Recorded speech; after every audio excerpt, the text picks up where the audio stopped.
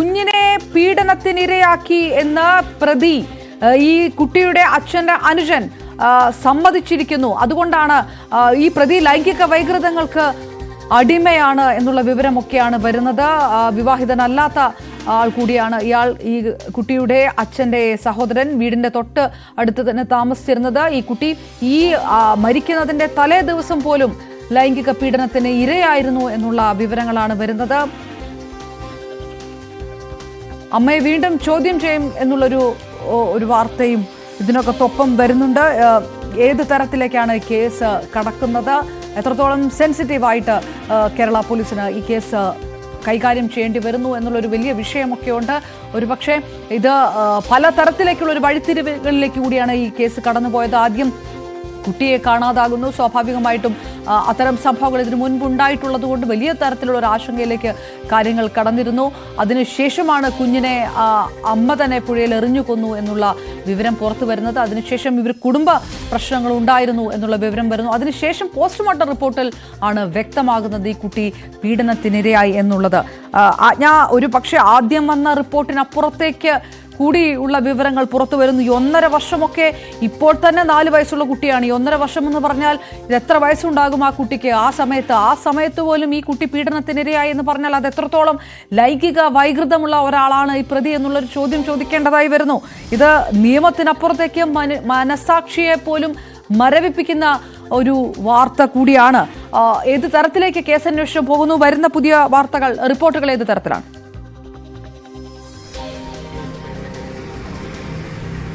അപർണ സൂചിപ്പിച്ചതുപോലെ 2 വയസ്സ് മുതൽ ഈ കുഞ്ഞ് പീഡനത്തിന് ഇരയായിരുന്നു.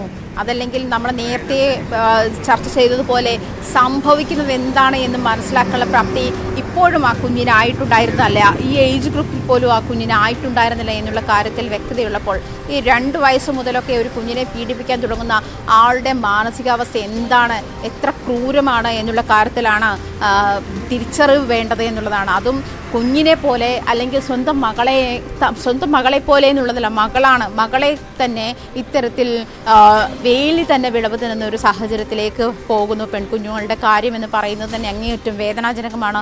എന്തായാലും പ്രതിയെ അറസ്റ്റ് രേഖപ്പെടുത്തിയിട്ടുണ്ട്. ഇയാൾ പ്രകൃതി വിരുദ്ധ പീഡനത്തിനാണ് കുഞ്ഞിനെ ഇരയാക്കിയിട്ടുണ്ട്. പോസ്റ്റ്മോർട്ടം റിപ്പോർട്ടിൽ ആന്തരിക അവയവങ്ങളിൽ മുറിവുണ്ട്, അതുപോലെ അതിൻ്റെ സ്വകാര്യ ഭാഗങ്ങളിൽ മുറിവുണ്ട്. ഇങ്ങനത്തെയുള്ള റിപ്പോർട്ടുകൾ പോസ്റ്റ്മോർട്ടം റിപ്പോർട്ടിൽ വരുന്നുണ്ട്. അതുമാത്രമല്ല ക്രൂര പീഡനത്തിനാണ് കുഞ്ഞ് ഇരയായിട്ടുള്ളത് എന്നുള്ള കാര്യത്തിലും വ്യക്തതയുണ്ട്. എന്തായാലും ഈ കുഞ്ഞിൻ്റെ കൊലപാതകത്തിലേക്ക് നയിച്ച കാരണങ്ങൾ ഇതൊക്കെ തന്നെയാകാം എന്നുള്ള അനുമാനത്തിലാണ് ഇപ്പോഴുള്ളത്. അത് വ്യക്തത വരണമെങ്കിൽ ഇനിയും അമ്മയെ കസ്റ്റഡിയിലെടുത്ത് ചോദ്യം ചെയ്യണം. അതുകൂടി ക്ലാരിഫൈ ചെയ്ത ശേഷമായിരിക്കും ഈ കുഞ്ഞിൻ്റെ കൊലപാതകത്തിലേക്ക് നയിച്ച യഥാർത്ഥ കാരണം എന്താണ് എന്നുള്ള കാര്യം. കാരണം 2 ദിവസം മുൻപേ ക്രൂരയായ അമ്മ എന്നുള്ള തരത്തിലേക്ക് ആ സ്ത്രീയെ കുറ്റം ചുമത്തപ്പെടുമ്പോൾ, അല്ലെങ്കിൽ അവർ ചെയ്ത കൊലപാതകം ചെറിയ കുറ്റമല്ല ചെയ്തത്, പക്ഷേ അവർ ചെയ്ത ആ കൊലപാതകത്തിലേക്ക് നയിച്ച മോട്ടീവ് എന്താണെന്ന് പോലീസിനും കണ്ടെത്താൻ കഴിഞ്ഞിട്ടില്ല.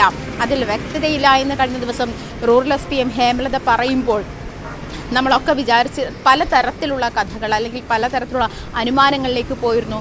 മാനസികാവസ്ഥ മോശമായതുകൊണ്ട് അതിൻ്റെ തീവ്രതയിൽ ഒരു പക്ഷേ ഈ അമ്മ കുഞ്ഞുങ്ങളെ നിരന്തരം ഉപദ്രവിക്കുന്നതായിരിക്കും. കാരണം മൂത്ത കുട്ടിയെ ടോർച്ച് കൊണ്ടടിക്കുന്ന സാഹചര്യം ഉണ്ടായിട്ടുണ്ട്, ഈ കുഞ്ഞിനെ തന്നെ നേരത്തെ നെഞ്ചിൽ ഇടിച്ച സാഹചര്യം ഉണ്ടായിട്ടുണ്ട് എന്നൊക്കെ പറയുമ്പോഴും ഈ ഭർത്തൃ വീട്ടുകാർ ഈ സ്ത്രീ എന്തൊക്കെ ചെയ്തു, അതിൻ്റെ ക്രൂരതകൾ, കുഞ്ഞിനോട് കാണിച്ചിട്ടുള്ള ക്രൂരതകൾ എന്തൊക്കെയാണ് എന്ന് നിരത്തി വെക്കുമ്പോഴും ഒരു പക്ഷേ ഈ സ്ത്രീ ഇതിനു വേണ്ടി നടത്തിയിട്ടുള്ളൊരു ഫൈറ്റ് തന്നെ ആയിരിക്കാം ഈ കൊലപാതകത്തിലേക്ക് എത്തിച്ചത് എന്ന് വേണം മനസ്സിലാക്കാൻ. കാരണം അമ്മ പറയുന്നുണ്ട്, എൻ്റെ കുഞ്ഞിനെ രക്ഷിക്കാൻ വേണ്ടിയാണ്, ഞാൻ അവളെ രക്ഷിക്കാൻ വേണ്ടിയാണ് കൊന്നു കളഞ്ഞതെന്ന് അമ്മ പറഞ്ഞിരുന്നു എന്ന് DYSP പറയുന്നു.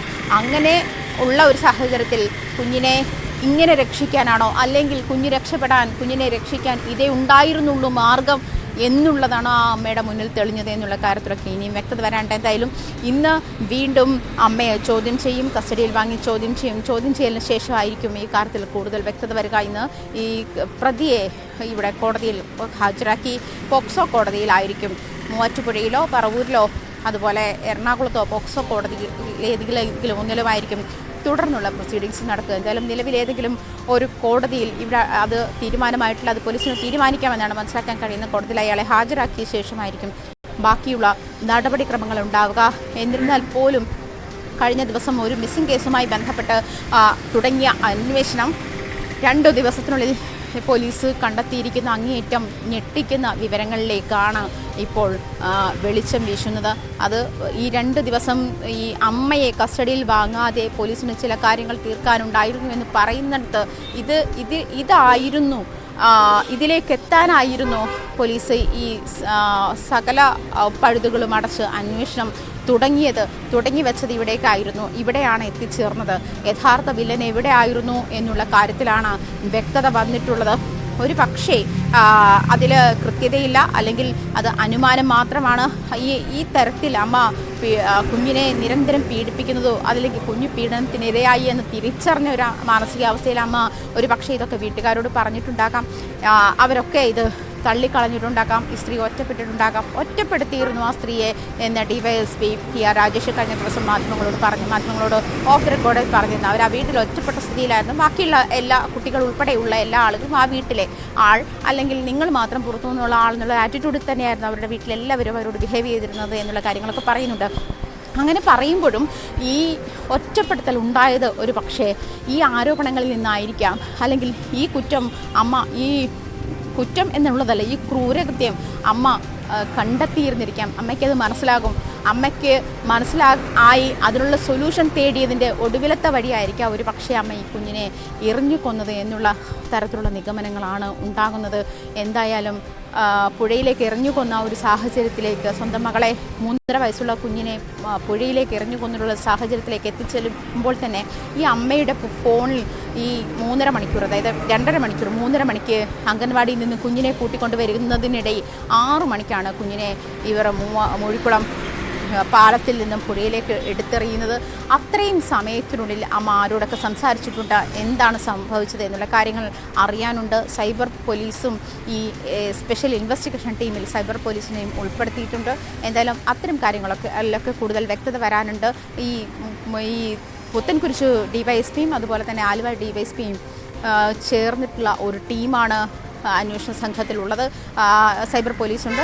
ഇവിടെ ആലുവ റൂറൽ SPM ഹേമലതയായിരിക്കും അന്വേഷണ സംഘത്തിന് നേതൃത്വം നൽകുക. ഹേമലത തന്നെ കഴിഞ്ഞ ദിവസം നേരിട്ട് എത്തിയാണ്, അതായത് ഡിവൈഎസ്പി എത്തുന്നു, ഡിവൈഎസ്പി ചോദ്യം ചെയ്ത ശേഷം SP നേരിട്ടെത്തി ചോദ്യം ചെയ്ത ശേഷമാണ് കഴിഞ്ഞ ദിവസം പ്രതിയെ, അമ്മയെ കോടതിയിൽ ഹാജരാക്കിയത്.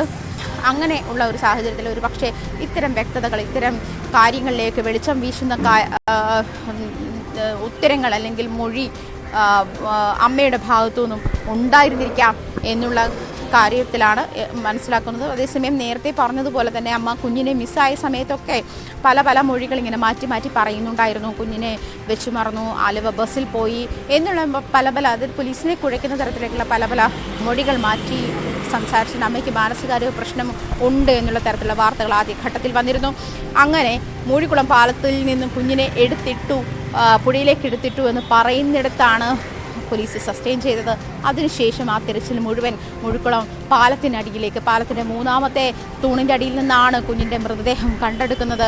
ആ അവസ്ഥയിലേക്ക് അവിടേക്ക് എത്തി നിൽക്കുന്ന ഒരു സാഹചര്യത്തിൽ ഇങ്ങനെ മൊഴി മാറ്റി പറഞ്ഞിരുന്ന ഒരു അമ്മയുടെ മൊഴി ഒരു പക്ഷേ തെളിവുകളില്ലാതെ വിശ്വസിക്കാൻ പോലീസിന് പ്രയാസമുണ്ടായിരിക്കും. അതുകൊണ്ട് തന്നെയായിരിക്കാം ഈ 2 ദിവസം, ഇന്നലെ രാവിലെ മുതലാണ് ഈ പ്രതി ഉൾപ്പെടെ 3 പേരെയാണ് ഇതുമായി ബന്ധപ്പെട്ട പോലീസ് കസ്റ്റഡിയിലെടുത്തത്.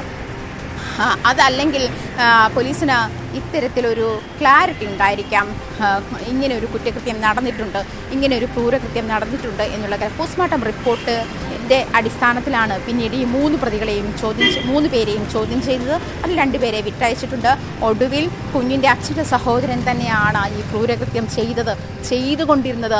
ഈ മരിക്കുന്നതിൻ്റെ തലേ ദിവസം കുഞ്ഞു പീഡനത്തിനിരയായി എന്നാണ് പോസ്റ്റ്മോർട്ടം റിപ്പോർട്ട് വ്യക്തമാക്കുന്നത്. അങ്ങനെ ഒരു സാഹചര്യത്തിലേക്ക് തന്നെ എത്തി നിൽക്കുന്ന, അതല്ലെങ്കിൽ അതിലേക്ക് വെളിച്ചം വീശുന്ന ഒരു സാഹചര്യത്തിലേക്ക് പോലീസ് എത്തിയത് ഇങ്ങനെ പഴുതടച്ച് അന്വേഷണം നടത്തിയത് കൊണ്ട് തന്നെയാണ്. അതിൽ അങ്ങേയറ്റം രഹസ്യമായി തന്നെയാണ് പോലീസ് അന്വേഷണം നടത്തിയിരുന്നത്.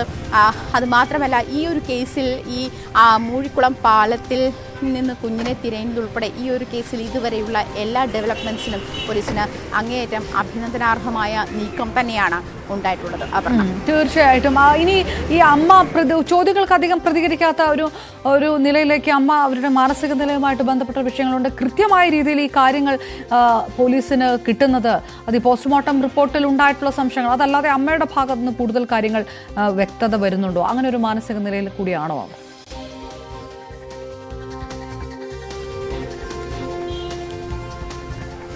അപർണ, അമ്മ ഇപ്പോൾ റിമാൻഡിൽ തന്നെയാണ് ഉള്ളത്. ഇന്ന് കസ്റ്റഡി അപേക്ഷ നൽകിയിട്ടേ ഉള്ളൂ. ഇന്ന് വീണ്ടും ചോദ്യം ചെയ്യലിന് അപേക്ഷ നൽകിയിട്ടുണ്ട്. ഇന്ന് വീണ്ടും കസ്റ്റഡി കിട്ടിയ ശേഷമായിരിക്കും അമ്മയെ ചോദ്യം ചെയ്യുക. ആ ചോദ്യം ചെയ്യലിന് ശേഷമായിരിക്കും ഇനി അപർണ സൂചിപ്പിച്ചതുപോലെയുള്ള വ്യക്തത ഇതിനകത്ത് വരിക. കാരണം ഒരുപക്ഷെ നമ്മൾ നേരത്തെ പറഞ്ഞതുപോലെ ഇത്തരം കാര്യങ്ങൾ ഡിസ്കസ് ചെയ്യാൻ ഇങ്ങനെ അവലംബമില്ലാതെ നിന്നിരുന്ന ഒരു സ്ത്രീ ആയിരിക്കാം. അത് മാനസികാവസ്ഥ മോശമായി പോയതുകൊണ്ട് ആ ഒരു സാഹചര്യത്തിലേക്ക് ഇങ്ങനെ ഒരു കൊലപാതകത്തിലേക്ക് നയിച്ചതാകാം. അതല്ലെങ്കിൽ മറ്റെന്തെങ്കിലും സാഹചര്യങ്ങളാണോ? ഇത്തരം കാര്യങ്ങളിലൊക്കെ ഇനിയും ഈ വ്യക്തത വരാനുണ്ട്. ആ അനുമാനമാണ് ഇപ്പോൾ അങ്ങനെയാണ് വിചാരിക്കുന്നതെങ്കിൽ പോലും അതിൽ ഇനിയും അമ്മയെ ചോദ്യം ചെയ്ത ശേഷമാണ് ആ കാര്യത്തിൽ കൂടുതൽ വ്യക്തത വരേണ്ടത്. അമ്മയെ ചോദ്യം ചെയ്യണം. അതുപോലെ തന്നെ പോസ്റ്റ്മോർട്ടം റിപ്പോർട്ടിൽ നിന്ന് വ്യക്തമാണ് കുഞ്ഞ് എത്ര ക്രൂരമായ പീഡനത്തിനാണ് കുഞ്ഞ് ഇരയായിട്ടുള്ളത് എന്നുള്ള കാര്യത്തിൽ. അതിൽ പ്രത്യേകിച്ചും നമ്മൾ ഈ പറയുമ്പോഴും മകളാണ്, അല്ലെങ്കിൽ അതുപോലെ സംരക്ഷിക്കേണ്ട ഒരാളാണ്.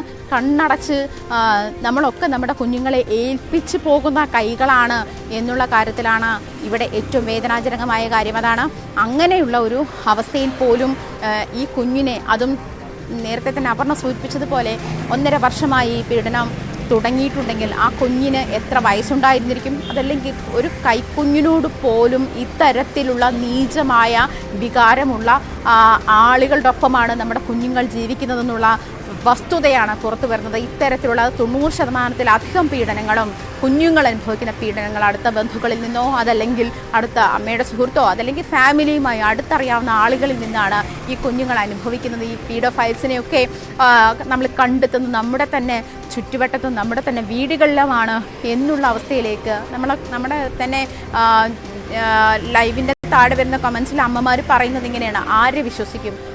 പെൺകുഞ്ഞുങ്ങളുള്ള അമ്മമാർക്കൊക്കെ ഉണ്ടാകുന്ന ആദ്യ ചെറുതൊന്നുമല്ല, ആരെ വിശ്വസിക്കും എന്നുള്ള തരത്തിലേക്കൊക്കെ ഈ ഒരു സംഭവം ചർച്ചയ്ക്ക് വഴിവെക്കുന്നുണ്ട്.